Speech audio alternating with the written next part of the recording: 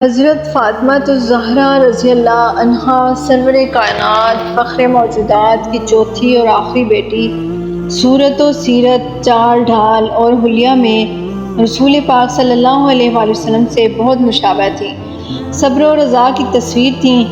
حضرت عائشہ رضی اللہ عنہا فرماتی ہیں، میں نے رسول اللہ صلی اللہ علیہ وآلہ وسلم کے بعد فاطمہ سے بڑھ کر راست گو کوئی نہیں دیکھا۔ سادگی اور پرہیزگاری میں امت کی تمام خواتین کی سردار تھیں۔ مکے میں پیدا ہوئیں، بچپن اپنی والدہ حضرت خدیجہ کے زیر تربیت گزرا۔ کھیلنا کودنا اور باہر آنا جانا پسند نہ تھا، گھر میں ان کے پاس ہی بیٹھی رہتی۔ آپ کے بچپن ہی میں والدہ ماجدہ کا شفقت بھرا سایہ اٹھ گیا۔ نبی پاک صلی اللہ علیہ وآلہ وسلم کو اپنی ان صاحبزادی سے بہت پیار تھا۔ ہجرت کے دوسرے سال مدینہ میں حضرت علی رضی اللہ عنہ سے نکاح ہوا۔ رسول پاک اور ان کے عزیزوں کی درویشی کا یہ عالم تھا کہ دو جہاں کے بادشاہ کی بیٹی کی شادی کے موقع پر ایک چارپائی، چمڑے کا ایک گدا جس میں کھجور کے پتے بھرے ہوئے تھے، مٹی کے دو گھڑے، ایک چھاگل، ایک مشکیزہ اور دو چکیاں تھیں۔ اسی سامان سے پوری عمر بسر کر دی۔ خود ہی چکی پیستی، خود ہی مشکیزے میں پانی بھر کر لاتی، خود ہی جھاڑو دیتی اور گھر کا سارا کام کاج بھی خود ہی کرتی۔ گھر اور بچوں کی ذمہ داری سے فرصت پاتی تو خالق و مالک کی عبادت میں کھڑی ہو جاتی۔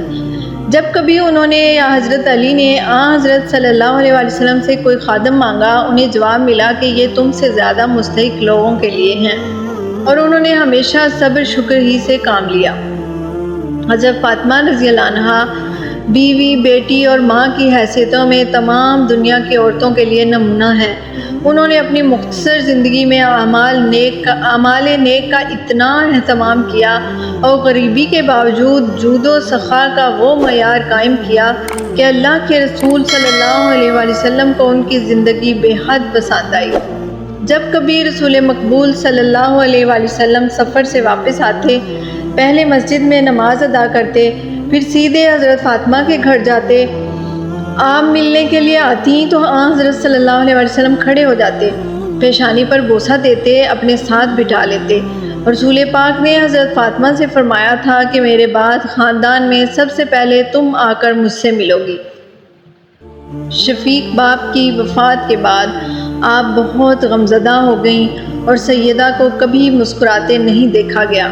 چنانچہ حضور کے وصال کے بعد صرف 6 مہینے زندہ رہیں، صرف 29 برس کی عمر میں دار فانی سے کوچ کر گئیں۔ آپ رضی اللہ عنہا نے وفات سے پہلے حضرت علی سے اپنی پیاری بھانجی امامہ، جو کہ ان کی بڑی بہن زینب سلام اللہ علیہا کی لاڈلی بیٹی تھی، سے نکاح کرنے کا کہا۔